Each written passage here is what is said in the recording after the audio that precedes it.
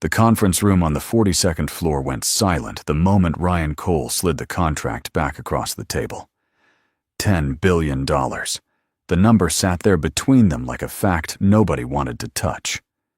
Gerald Whitmore, patriarch of the most powerful family on Wall Street, studied Ryan the way a man studies something he cannot quite categorize. Then he asked, low and deliberate, "Do you understand what you just walked away from?" Ryan met his eyes without blinking. "No," he said. "I understand what I just kept." The room did not know what to do with that. The story did not begin in that conference room on the 42nd floor.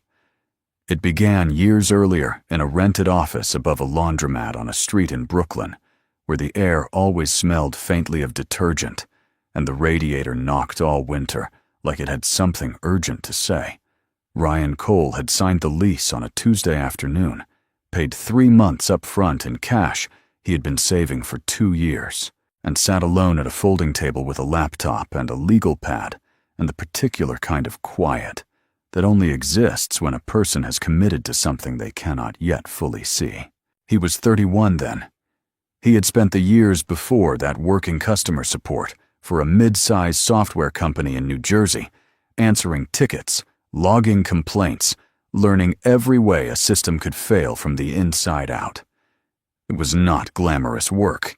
Nobody wrote profiles about it. But Ryan paid attention in a way most people in that building did not, and what he saw month after month was how much companies were hemorrhaging because their data was fragmented, misread, or simply ignored. The problem was not a lack of information. The problem was that nobody had built the right architecture to make it useful in real time, so he built it himself. That was the short version of the story, the one that got repeated in investor decks. Later, the longer version involved a lot of nights where the ceiling of that Brooklyn office was the last thing he saw before falling asleep at his desk, a lot of cold coffee, a lot of calls that went unreturned, and a period of roughly 8 months where he was not entirely certain the company would survive the next quarter. But Veyron Data Systems did survive, and then it did more than survive. It grew in the way that companies grow when the product is genuinely solving something real, not in a straight line, but steadily contract by contract, client by client, until the name meant something in rooms Ryan had not yet been invited into. By the time he was in his mid-30s, Veyron had offices in 3 cities, contracts with financial institutions and logistics companies, and 2 federal agencies that Ryan was not permitted to discuss publicly. He ran it the way he had built it, with discipline, with an obsessive attention to the details that other executives delegated away, and with a directness that some people found refreshing and others found inconvenient. He did not play golf. He did not do charity dinners. He was not particularly interested in being seen. He was interested in whether the product worked and whether the people who depended on it were taken care of. His personal life was quieter than his professional one, and he preferred it that way. The marriage had ended several years before, with the kind of mutual exhaustion that comes when 2 people have grown in directions that no longer intersect. He lived alone in a Manhattan apartment that was larger than the Brooklyn office, but not by much in terms of how much of it he actually used. Most evenings, he was at his desk until late, the city visible through the floor-to-ceiling windows in the way that Manhattan is always visible, glittering and indifferent, going about its business, regardless of what any individual person inside it happens to be working through. That was the life he had built, not by inheritance, not by connection, by the particular kind of stubbornness that refuses to mistake discomfort for impossibility. The Whitmore family did not call him directly. That was the first signal, though Ryan did not read it as one at the time. The outreach came through an intermediary, a corporate attorney named Douglas Fitch, who had the smooth, practiced manner of someone whose entire career had been spent managing the distance between powerful people and the things they wanted. Fitch explained that the Whitmore family was interested in a strategic acquisition. He used the phrase "significant interest" 4 times in a single conversation, which Ryan noted without comment, He said he would review whatever proposal they wanted to send. Fitch said they preferred to begin with a conversation. Ryan agreed to the meeting. The Whitmore name was not something that required explanation in certain circles. The family had been a presence in American finance for 3 generations. Not the loudest name, but one of the most durable. Gerald Whitmore had inherited a substantial portfolio from his father and spent 40 years expanding it with the methodical aggression of someone who understood that real power is rarely theatrical. His 2 sons, Marcus and Drew, had been positioned at different nodes of the family's financial network, in the way that dynasties position their heirs, not so much as individuals with particular strengths, but as extensions of a single continuous strategy. They moved through New York the way old money always moves without urgency, because urgency implies doubt. The first meeting was held in the Whitmore family's offices, not a neutral location, a choice Ryan registered without making anything of it. The room had the kind of furnishings that are selected not for comfort, but for the specific message they send about who belongs there and who is a visitor. Gerald sat at the head of the table. Marcus and Drew sat flanking him. Fitch was present. There were 2 other men whose function Ryan never quite determined. The $10 billion figure came out within the first 20 minutes, delivered with the calm of people who say large numbers the way others say the weather. Ryan listened. He asked questions. He did not perform enthusiasm, and he did not perform reluctance. He said he would need time to review and consider which was true, and the meeting ended with handshakes and the understanding that further conversations would follow. What followed were 3 more meetings spread over 5 weeks, and it was in those meetings gradually, the way water finds the low points in a surface, that Ryan began to understand what he was actually being asked to accept. The comments started small. Gerald Whitmore made a remark in the second meeting about Ryan's background, framed as admiration delivered with the slight tilt of the head that men use when they want to say something condescending while preserving the option to deny it. He said it was remarkable what Ryan had built given where he had started. He said that, as if starting in a Brooklyn office above a laundromat was a defect that had been successfully overcome, rather than simply a beginning. Ryan let it go. People said things like that. It did not necessarily mean anything beyond carelessness. By the 3rd meeting, the carelessness was harder to dismiss. Marcus Whitmore had done his research, or rather, had someone do it for him, and he referenced Ryan's years in customer support in New Jersey in a way that was technically informational, but functionally meant as diminishment. He said something about Ryan's unconventional path and non-traditional background, in a tone that made it clear those phrases were euphemisms. Drew Whitmore mentioned twice, without apparent reason, that the firms they typically partnered with came from established institutional networks, a phrase that meant something specific to everyone in the room and was not meant kindly. Ryan said nothing to any of it. He took notes. He watched. The proposal they eventually laid out was structured around a concept they called legacy positioning. Ryan would retain the title of founder. His name would remain on the company. He would have a seat on the board, an advisory seat, non-voting. The actual operational authority would transfer to a CEO of the Whitmore families, choosing a figure Ryan had not met and was not invited to have significant input on selecting. Ryan would receive $10 billion in exchange for this arrangement. The word partnership appeared repeatedly in their language. The word control appeared nowhere. Fitch presented this as though it were generous.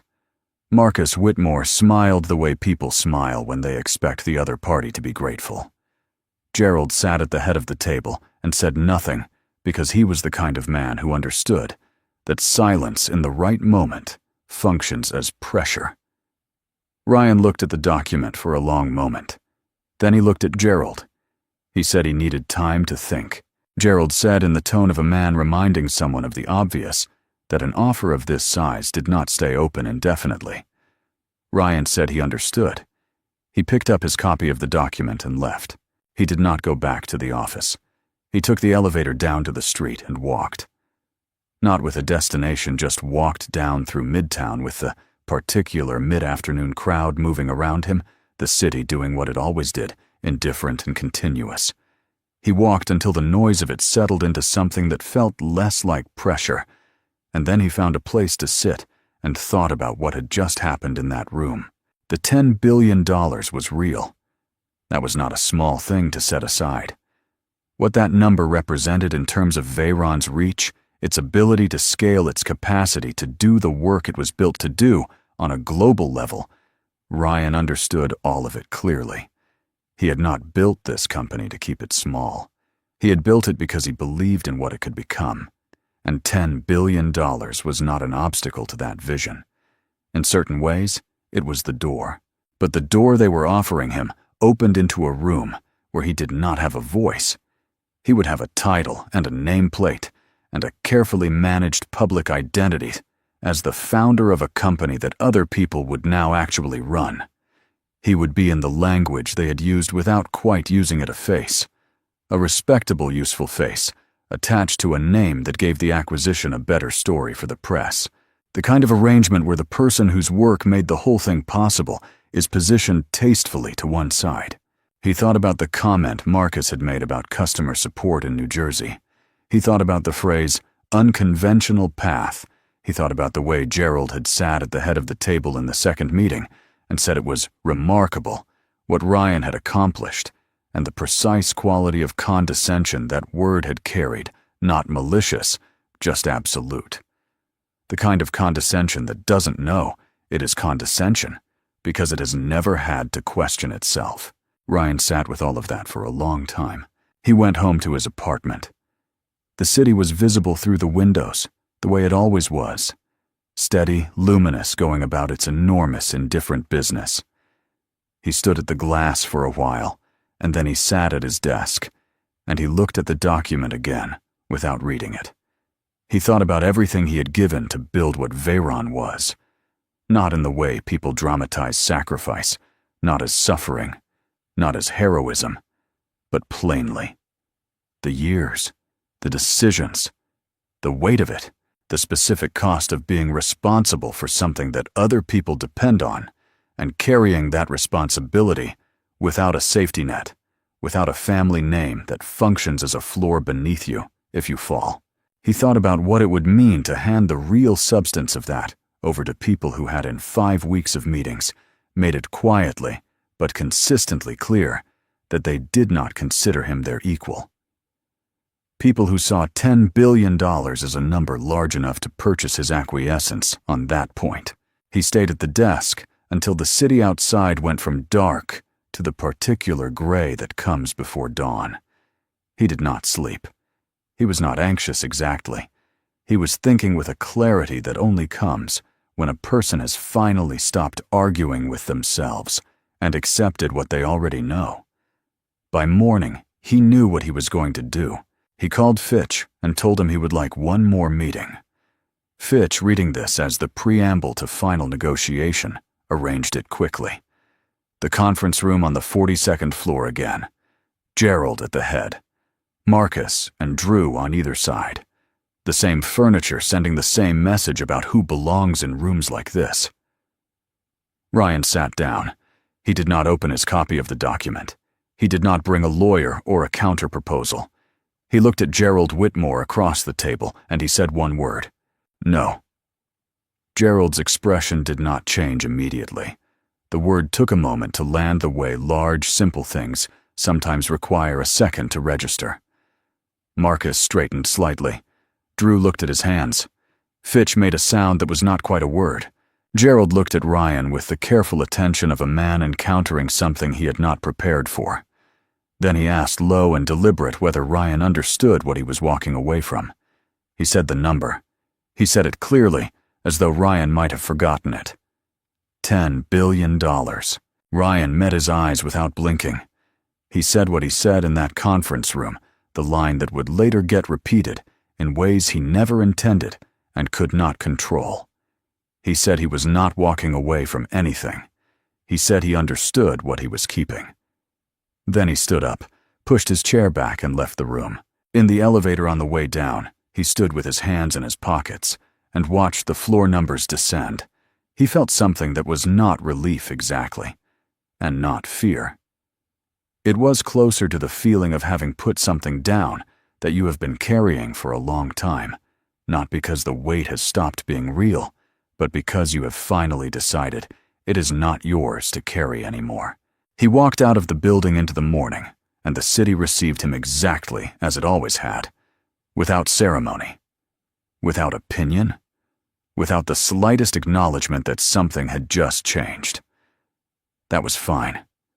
Ryan Cole had never needed the city to tell him where he stood. He had always figured that out for himself.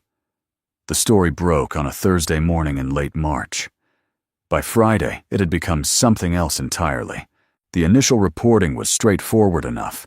A financial publication ran a piece on the collapsed Whitmore acquisition factual, and dry, the kind of item that gets 1,200 words and a sidebar. But the framing was already there in the headline, already doing its work before the first sentence. A founder had walked away from $10 billion. The implicit question the piece kept returning to, without ever quite asking it directly, was whether Ryan Cole had made a rational business decision, or whether pride had disguised itself as principle and cost everyone around him accordingly. By the following week, that implicit question had become an explicit one across half a dozen financial outlets. The story had found its shape, the shape that the financial press prefers, because it is clean and it carries moral weight, and it can be repeated without losing anything in translation. A man of ordinary origins had been offered an extraordinary sum. He had refused it. The most charitable interpretation was that he had miscalculated. The less charitable interpretation, which several columnists pursued with obvious relish, was that he had let ego make a decision that should have been made by reason. Ryan read some of it and stopped reading the rest. He had spent enough time in business to understand that the press does not cover what actually happened. It covers the version of what happened that fits the available narrative, and the available narrative here was irresistible, the kind that writes itself. What was harder to set aside than the press coverage was what followed it inside the company. 2 senior vice presidents submitted their resignations within 3 weeks of each other, both citing strategic uncertainty in their letters, which was a professional way of saying they had run the numbers and concluded that the ship was in trouble. Ryan accepted the resignations without trying to argue them out of it. He understood the calculus. These were people with options, people whose careers did not depend on Veyron specifically, and they had made the calculation that a company whose founder had just declined $10 billion from the most connected family on Wall Street was a company whose next chapter was unclear. They were not wrong to think that. They were just wrong about what the next chapter would look like. The shareholders were more complicated. Ryan spent 3 weeks in a sequence of calls and meetings with the major stakeholders, delivering the same core argument in different configurations, that Veyron's value had not changed, that the Whitmore offer had not been declined out of recklessness, that the company's fundamentals were intact, and its pipeline was strong. Some of them believed him. Some of them believed him, and were still worried, which is a different thing. A few made it clear, with varying degrees of directness, that they thought he had made a significant error, and that they expected him to demonstrate in concrete terms that the error was survivable. At the same time, 2 enterprise clients, both large financial services firms, who had been in conversation with Veyron about major contract renewals, went quiet in a way that was not technically a refusal, but functioned as one. Ryan knew what was happening. Doubt is contagious in business. When a company's leadership is under public scrutiny, the people who depend on that company start asking questions they would not have asked before, and those questions create friction, and friction creates delays, and delays are expensive in ways that show up on the balance sheet before they show up anywhere else. He kept working. That was what he did when things were difficult. He did not strategize about his public image. He did not hire someone to manage the narrative he worked. He was in the office before most of his staff arrived, and he was there when most of them left, and the work he did in that period was the kind that is invisible until it isn't shoring up client relationships. One conversation at a time, tightening the operational structure, preparing the European expansion that had been in planning for 2 years, and that he had no intention of delaying, regardless of what the financial press thought about his judgment. It was during this period that he also began building the team that would eventually lead the European operation. One of the people he hired in those months was Patricia Holt, a former director at a London-based data firm who had reached out through a recruiter and who in the span of a single interview demonstrated the specific quality Ryan valued most. In the people around him, she did not require managing. She asked harder questions than he expected, pushed back on 2 assumptions in his European market analysis, and was right on both counts. He offered her the role of head of European operations before she left the building. She accepted without negotiating the title, only the scope of her authority.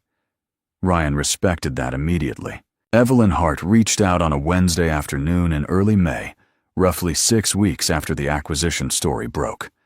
Her message came through a mutual contact, a brief note saying she had been following Veyron for some time and would like to speak with Ryan directly if he was open to it. Ryan had heard the name. Hart Capital was not a firm that made headlines because it was deliberately structured not to. Evelyn had built it over 15 years by doing the thing that most investors claim to do, and few actually manage, betting on people rather than optics, and being right often enough that her track record was its own advertisement. They met for coffee at a place she suggested nothing formal, a small spot in the West Village that was not the kind of venue designed to impress anyone. Evelyn arrived exactly on time, ordered an espresso, and did not make small talk. Ryan appreciated that immediately. She did not ask him where he had gone to school. She did not ask about his background or his path, or the years before Veyron, all the details that the Whitmore family had treated as a ledger of insufficiency. What she asked about was the European market, specifically what Ryan saw there, that the people who were skeptical of the expansion were missing. She asked about the decision-making architecture inside Veyron, how authority was distributed, how Ryan handled disagreement at the senior level, what he did when the data and his instincts pointed in different directions. She asked what he thought Veyron would look like in 7 years, and the way she asked it made clear she was not looking for an elevator pitch. She was looking for whether he had actually thought about it, Ryan told her. Not the version he gave to shareholders, careful and reassuring. The real version where he thought the market was moving, what he believed Veyron could do at scale, that its competitors were structurally unable to replicate, what the expansion into Europe was actually about, and why the timing, despite appearances, was correct. He talked for a while. Evelyn listened the way sharp people listen, not waiting for a pause to respond, but actually taking it in. When he finished, she set down her espresso cup and told him what she was thinking. Hart Capital was prepared to invest.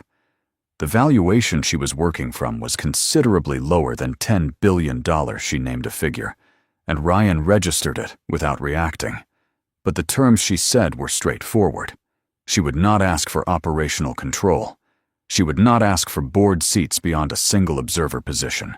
She would not require Ryan to accept a co-CEO or a management partner or any other mechanism by which the people providing the capital would gradually acquire the authority of the person who built the company. She was investing in Veyron. That meant she was investing in the way Ryan ran it. Ryan looked at her for a moment. He asked why, given the current press climate, she was moving toward this rather than away from it. Evelyn said that the press climate was exactly why. The market was treating the Whitmore rejection as evidence of instability. She read it as evidence of clarity, a founder who understood the difference between capital and control and was willing to pay a significant price to maintain that distinction, was a founder who would make that same distinction correctly in every subsequent decision. That was, in her experience, rare enough to be worth investing in. Ryan sat with that for a moment, something shifting in the way he understood the past several months. He had been operating in the frame the market had given him, the frame in which he had turned down a number too large to turn down, and the consequences were the proof of the mistake. Evelyn was offering a different frame, not as consolation, but as analysis. The decision had been correct. The cost was real and temporary. Those two things were not in contradiction. He told her he would review the terms, and they would talk again. She said that was fine. They finished their coffee and parted on the street outside, and Ryan walked back toward the subway with the feeling of a man who has been given not a solution, but the right way to think about a problem. He signed with Evelyn Hart 6 weeks later in mid-June. The announcement was quiet, a brief press release, no fanfare, the kind of funding news that gets noted rather than celebrated. A few publications ran pieces, questioning whether the valuation reflected a come-down for Veyron, and Ryan did not respond to any of them. He had already decided that the period of explaining himself to people with no stake in getting it right was over, but choosing to continue was not the same as finding it easy. The European expansion moved forward on schedule, which was the correct decision, and also a difficult one. The operational demands of standing up new offices in 2 markets simultaneously, while managing ongoing domestic contracts, created a cash flow situation that required careful constant management, the kind where the margin between fine and not fine is real but narrow, and the people responsible for maintaining it do not sleep well. Ryan hired to fill the gaps left by the departed vice presidents, promoted internally, where he could, and absorbed a significant amount of the operational weight himself in the months when the structure was not yet stable enough to carry it without him. Competitors moved quickly to exploit the perception of vulnerability. 2 firms that had been positioning themselves as alternatives to Veyron for years suddenly had much better stories to tell prospective clients, and they told them. Ryan lost one contract he had been certain of, a large logistics company that had been in serious conversation with Veyron for months, and ultimately went with a competitor, citing in their final communication concerns about organizational continuity. He read the phrase twice and set the message down and went back to work. There were days in that period when he thought about the thing Gerald Whitmore had asked him in the conference room, whether he understood what he had walked away from. The number had been clear enough. The terms had been clear enough. What Ryan had been less prepared for was the specific texture of the aftermath.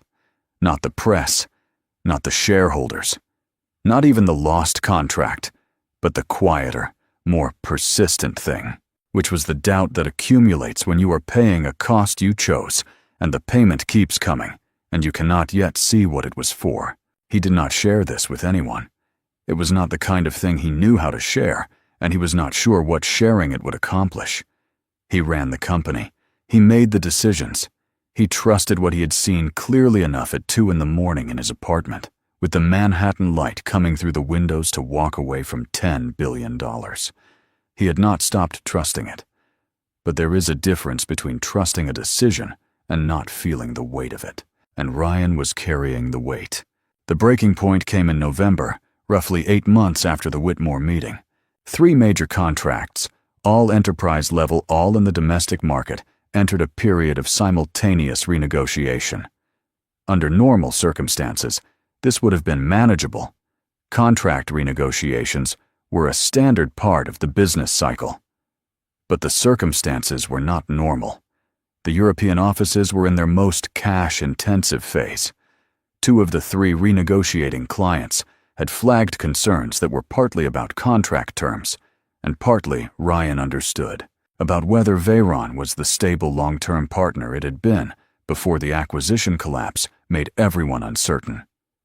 If all 3 negotiations went badly, the financial pressure would not kill the company, but it would force a restructuring serious enough that the outcome of that restructuring was not something Ryan could fully predict.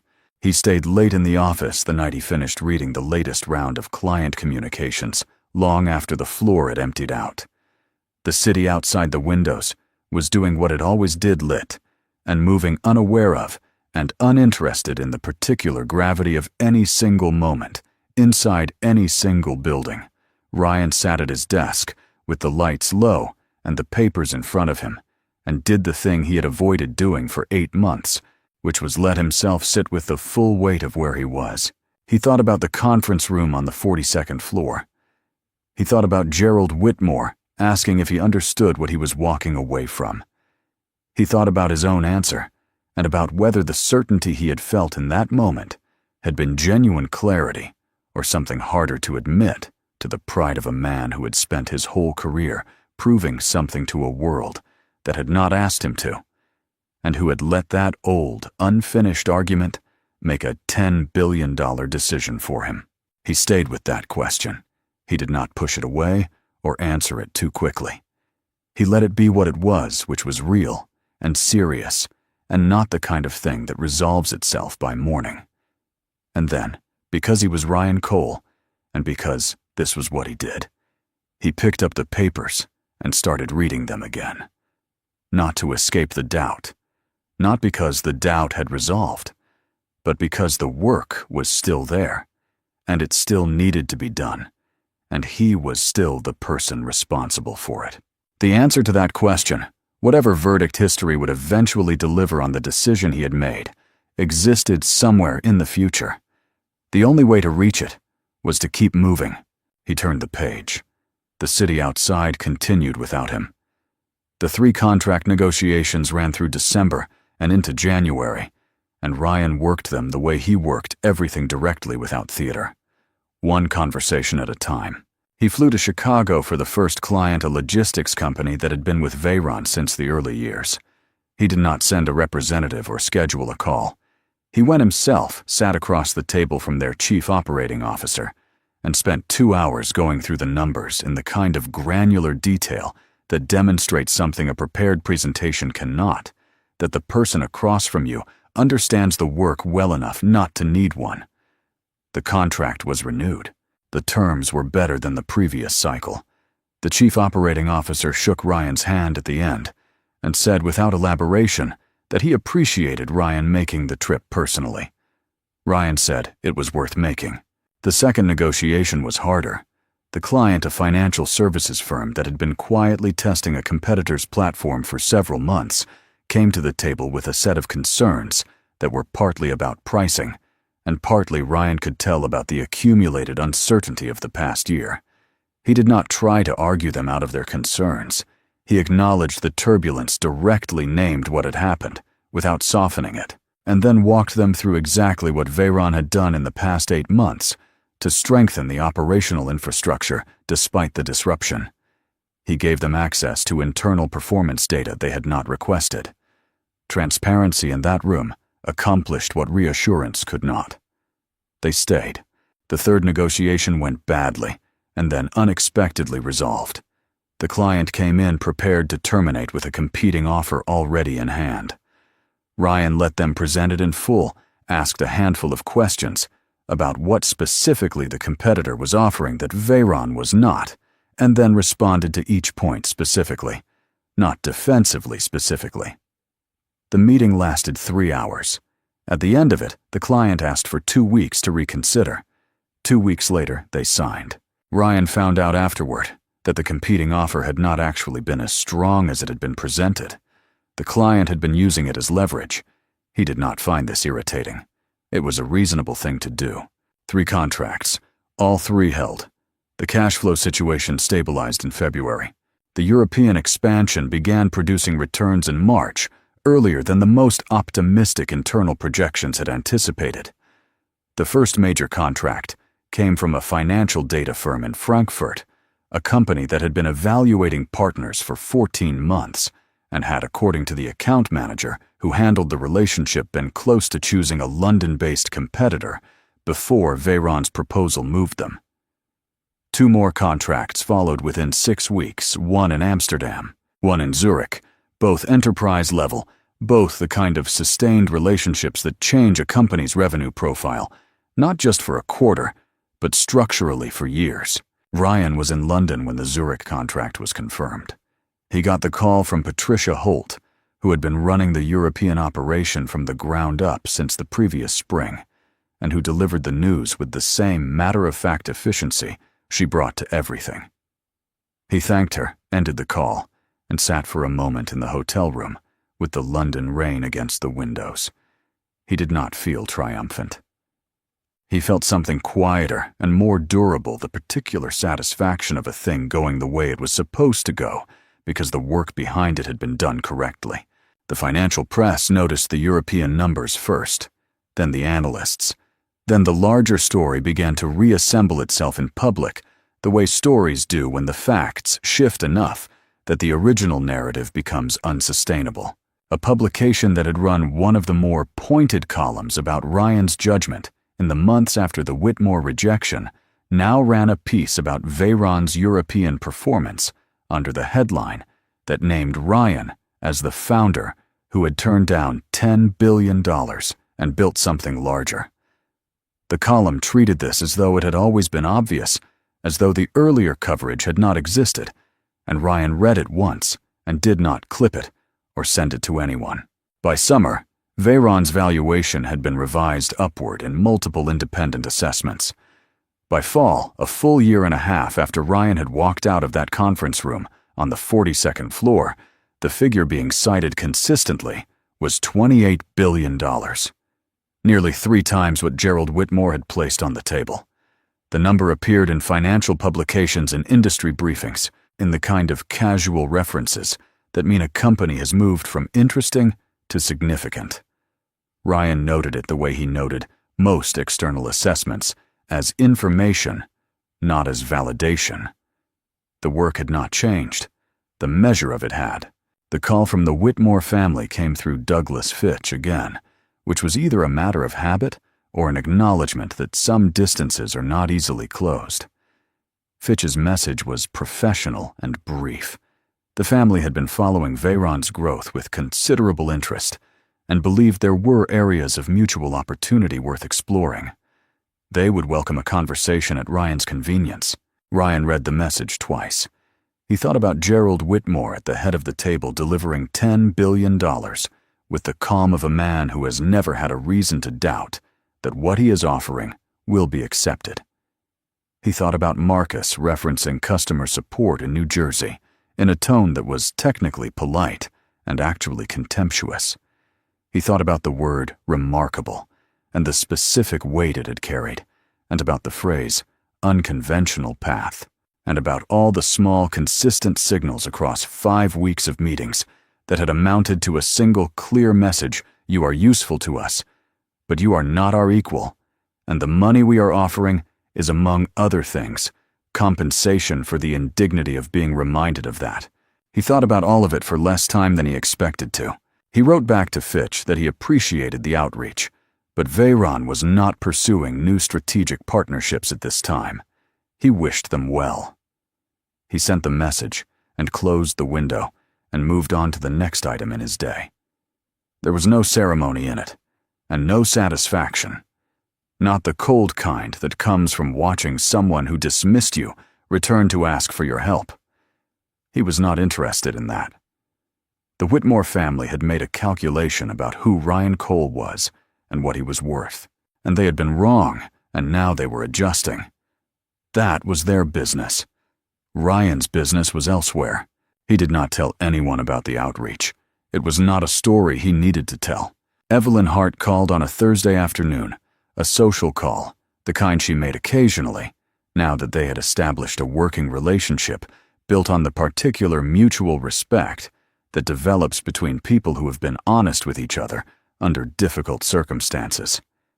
She had seen the latest valuation figures. She said she was glad the European numbers had come in when they did. Ryan said he was too. She said something about the Whitmore story having come full circle, and Ryan said he did not think of it that way, that implying a circle suggested a return to where things started, and nothing had returned. Everything had moved forward. Evelyn considered this and said he was probably right. They talked for a few more minutes about the next phase of expansion and ended the call the way they always did without anything extraneous. Ryan set the phone down and looked at his desk. It was a Thursday in October, and outside the Manhattan light was doing what October light does in New York, lower and more angled than summer, cutting across the buildings in a way that makes the city look briefly like something that exists in 3 dimensions, rather than the flat surface it presents for most of the year. He had work to finish. He got back to it. The evening he would remember longest from that period was not the day the $28 billion valuation was confirmed, or the day the 3rd European contract was signed, or the day Fitch's message arrived and was answered and set aside. It was a Friday evening in November, more than a year after that night in the office, when he had sat alone with the papers and let himself confront the full weight of where he was. He had stayed late without particular reason, finishing a report that could have waited until Monday, but that he preferred to complete while the details were still clear in his mind. The office was empty. The city outside the floor-to-ceiling windows was doing what Manhattan does on a Friday night in November, bright and restless, moving with the specific energy of a place that does not believe in stillness. Ryan stood at the glass for a moment before gathering his things, not thinking about anything in particular, just standing. He thought briefly about where this had all started.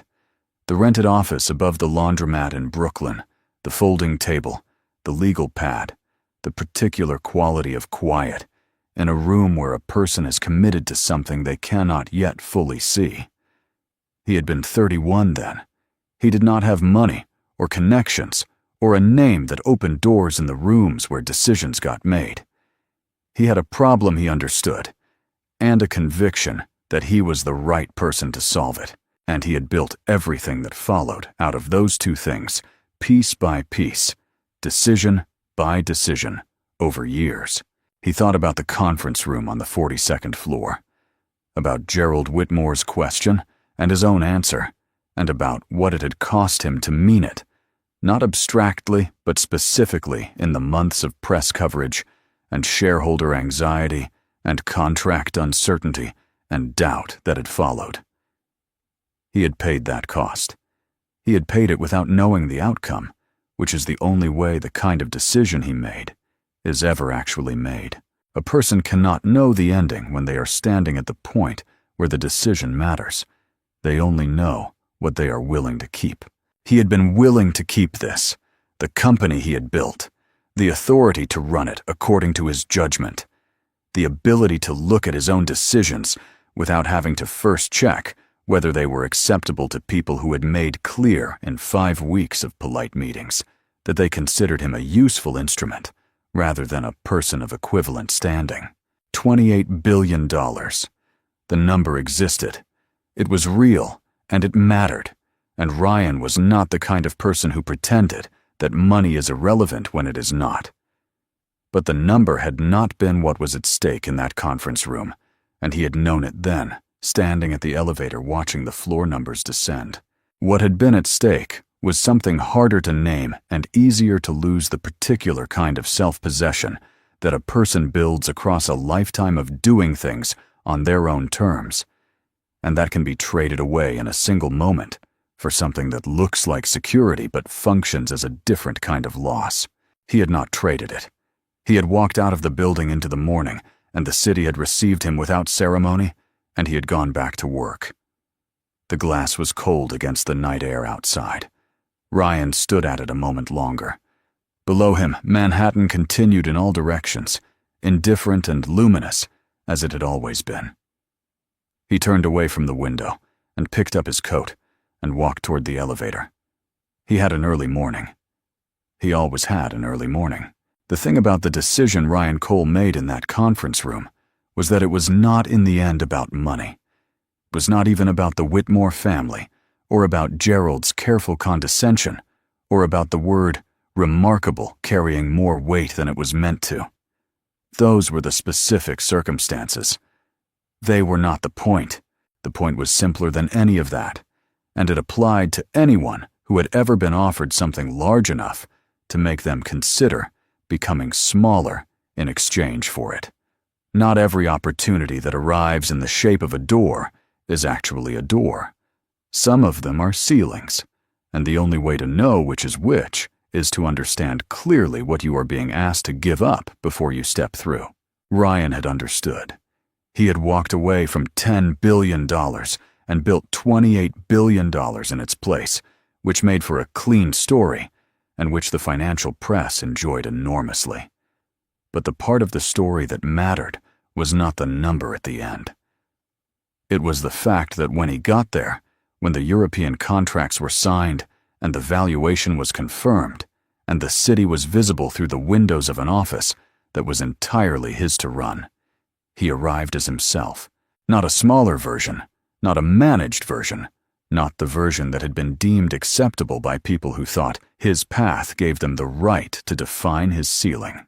He arrived as the person who had built the thing, and that in the end was what no number had ever been large enough to purchase.